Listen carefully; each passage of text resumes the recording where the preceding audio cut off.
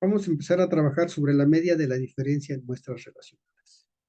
En las muestras relacionadas o muestras apareadas, en cada observación de una muestra se tiene una segunda observación emparejada, por lo que vamos a trabajar sobre pares de valores XY.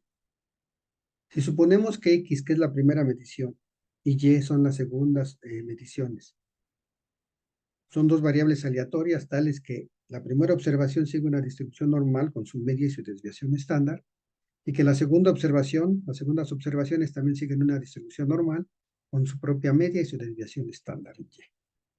Y vamos a considerar la diferencia de las dos poblaciones de observaciones, de manera que la diferencia D va a ser igual a la resta de las observaciones. La resta de la observación 1 con la observación 1 del primer individuo, la resta de la observación 1 del segundo individuo a unidad experimental con la observación 2 del mismo individuo, y así nos vamos a ir. De manera que vamos a tener un intervalo de confianza para esa diferencia, que la estamos representando aquí con una delta. Y que igual vamos a tener un límite inferior de confianza y un límite superior de confianza. Lo que sería un intervalo de confianza sería el intervalo de confianza para la media de las diferencias o para la media de esas restas, que va a ser el promedio de las restas o promedio de las diferencias, la desviación estándar de esas diferencias entre la raíz cuadrada de n y el estadístico t, con alfa sobre 2, 1 menos alfa sobre 2 y con n menos 1 grados de libertad. Para la prueba de hipótesis va a ser algo semejante. Tenemos la t calculada con la diferencia promedio menos el delta 0, donde delta 0 sería un valor definido por el investigador, que generalmente es 0. Cuando definimos que este 0, estamos suponiendo que la diferencia es igual a 0. Y entonces, mi hipótesis nula me estaría diciendo que la media de mis diferencias es igual a 0 y por lo tanto no hubo efecto de la intervención y la alternativa es que es diferente de 0. Otro juego de hipótesis sería trabajar con la hipótesis nula, que la media de las diferencias es menor o igual a 0 o a delta 0 y la alternativa es que esta media es mayor a 0. Otra es que la hipótesis alternativa sea de que las diferencias de las medias, ¿sí?, o la media de las diferencias es menor a delta 0, ¿sí?, con sus respectivos test. También es común que solo se trabaje con la hipótesis bilateral. Ahorita vamos a platicar por qué. Vamos a poner un primer ejemplo. Dice, un psicólogo de una empresa piensa que el ejercicio afecta a la imagen que cada persona tiene de sí misma. Para investigar esta posibilidad se eligieron a 14 empleados de la empresa de manera aleatoria. Antes de comenzar el programa, responden un cuestionario para medir su propia imagen. Después se inicia el programa de ejercicios.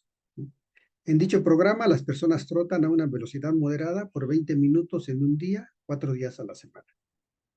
La imagen de los empleados se mide de nuevo después de 2 meses de haberse iniciado el programa. Entre más alto sea el resultado, más alta es la propia imagen. Y aquí tenemos los resultados donde la calificación máxima es un 20, ¿no? O sea, la gente que conteste 20 es porque está muy contenta con su imagen. Entonces tenemos la calificación que tenían antes de empezar a trotar y la calificación que tenían después de trotar, ¿sí? Algunos mejoraron, 14 a 20, 13 a 16, 8 a 15. Algunos bajaron, de 14 a 12 y así nos vamos. Entonces, realmente tenemos una hipótesis nula donde dice que la media de las diferencias es mayor o igual a 0, ¿sí?, y la media de las diferencias debe ser menor a 0, ¿sí?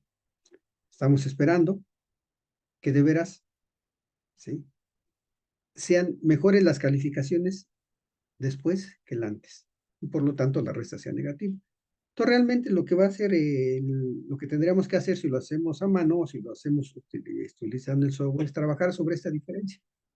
Tenemos esta resta, este resultado de la resta, estas diferencias, y habría que calcular la media de estas diferencias, la desviación estándar de estas diferencias y aplicar nuestras fórmulas si fuera el caso. Vamos a ver otro ejemplo. Para comparar la efectividad de un programa de seguridad en el trabajo, se observó en 6 distintas plantas el número de accidentes mensuales antes y después de establecer el programa. Los resultados aparecen a continuación. Vean el acomodo de los datos. En la planta A, antes del programa, había 12 accidentes. Después del programa hubo 8, 20 a 15, 16, 13, 25 a 18, 13, 8, 22, 16. Aparentemente sí habría efecto del programa, ¿no? Igual se plantea la hipótesis nula, ¿sí? Y generalmente aquí lo que vamos a suponer es que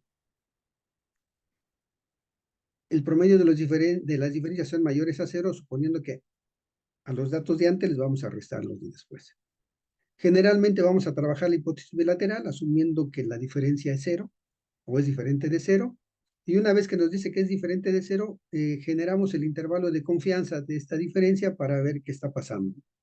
Si el intervalo de confianza cambia de un signo menos a un signo más, entonces se tiene incluido en el intervalo el valor de cero y no hay efecto de la intervención. Si el intervalo de confianza se queda del lado de los negativos o del lado de los positivos, estaríamos diciendo que hay un efecto que puede ser negativo o positivo. Entonces, básicamente estaríamos probando eso con el software de análisis estadístico, que es lo que haríamos a continuación.